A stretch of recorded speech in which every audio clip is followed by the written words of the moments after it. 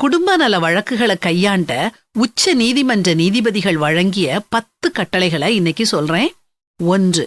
உங்கள் மகன் மற்றும் மருமகளை உங்களோடு ஒரே வீட்டில் இருக்க நிர்பந்திக்க வேண்டாம். இடைவெளி பிரச்சனைகளை தவிர்க்கும். 2. உங்கள் மருமகளை உங்கள் மகள் போல் பார்த்து கொள்ள வேண்டாம். உங்கள் மகனின் மனைவியாகவே நினைத்துக் கொள்ளுங்கள். உங்கள் மகனை திட்டுவது போல் அவளை திட்டிவிடாதீர்கள். ஏனென்றால் அவள் காலத்திற்கும் அதை நினைவில் வைத்திருப்பாள். தன்னை திட்டுவதற்கும் சரிப்படுத்துவதற்கும் தன் தாயாருக்கு மட்டுமே உரிமை உண்டு என்று நினைப்பவள் அவள். 3.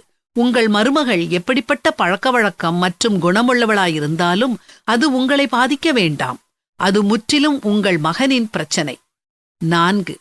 உங்கள் மகனின் குடும்பத்தை குறித்து நீங்கள் கவலைப்பட வேண்டாம். அவர்கள் பிரச்சனைகளை அவர்களே தீர்த்துக் கொள்வார்கள். 5. உங்கள் மகனும் மருமகளும் சண்டையிடும் போது காது கேளாதோர் போல் இருந்து கொள்ளுங்கள். 6. உங்கள் பேர குழந்தைகள் உங்கள் குழந்தைகள் அல்ல. அவர்களை வளர்க்க வேண்டியது உங்கள் பிள்ளைகளின் பொறுப்பு. 7. உங்கள் மருமகள் உங்களை கவனிக்கவும் நேசிக்கவும் அவசியம் இல்லை. அது உங்கள் மகனின் கடமை. இதை நீங்கள் உங்கள் மகனுக்கு நன்று புரிய வைத்திருக்க வேண்டும். 8. நீங்கள் பணி ஓய்வு பெற்ற பின் உங்கள் பிள்ளைகளை சார்ந்து கொள்ளாதீர்கள். உங்கள் காரியங்களை நீங்களே பார்த்து கொள்ளுங்கள். 9. உங்கள் பணி ஓய்வு காலத்தில் சந்தோஷமாக வாழுங்கள். நீங்கள் சம்பாதித்த பணத்தை உங்கள் மகனிடம் கொடுக்க வேண்டாம். 10.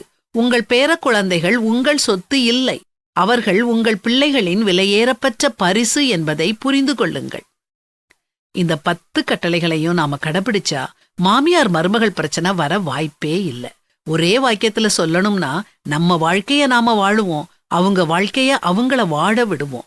மனிதனை படைச்ச உடனே தாய் தந்தை இல்லாத காலத்திலேயே தேவன் சொன்னதை கேளுங்க. இது நிமித்தம் புருஷன் தன் தகப்பனையும் தன் தாயையும் விட்டு தன் மனைவியோடே இசைந்திருப்பான். அவர்கள் ஒரே மாம்சமாயிருப்பார்கள்.